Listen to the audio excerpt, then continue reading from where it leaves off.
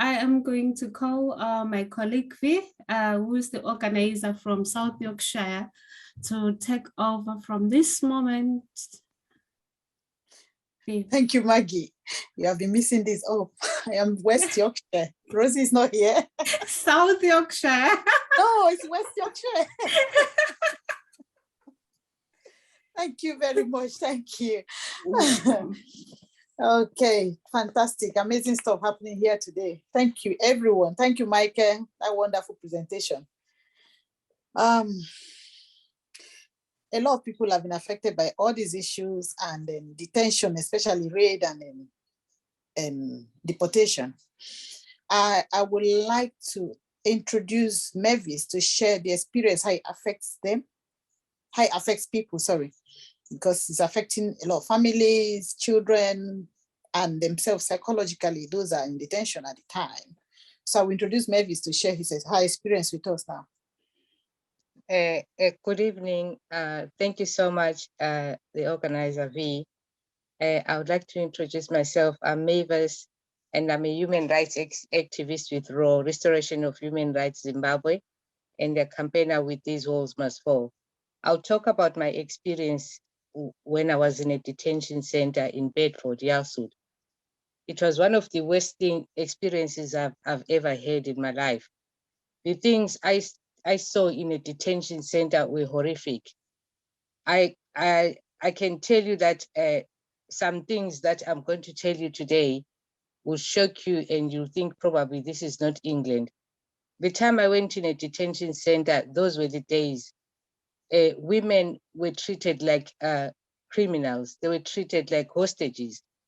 It was so horrific. And the way what I saw mentally disturbed women who were very ill.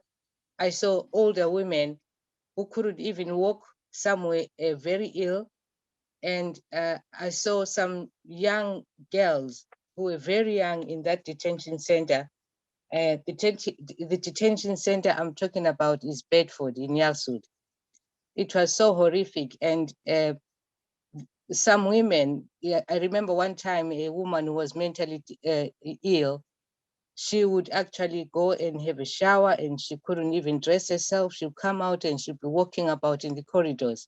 It was so touching.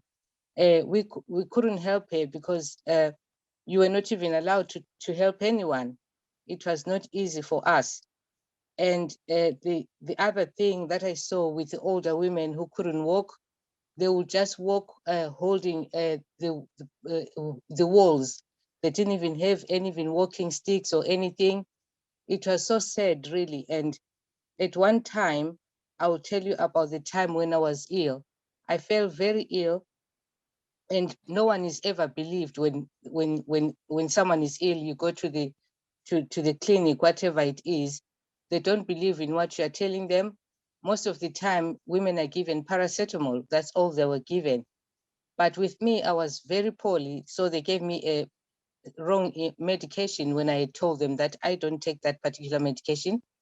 I felt ill so much that they thought I was going to die, and I could see myself dying. I was taken to a hospital in Bedford. When I went to the hospital, I was actually shocked because there were about six guards taking me to the hospital, like I was the worst criminal.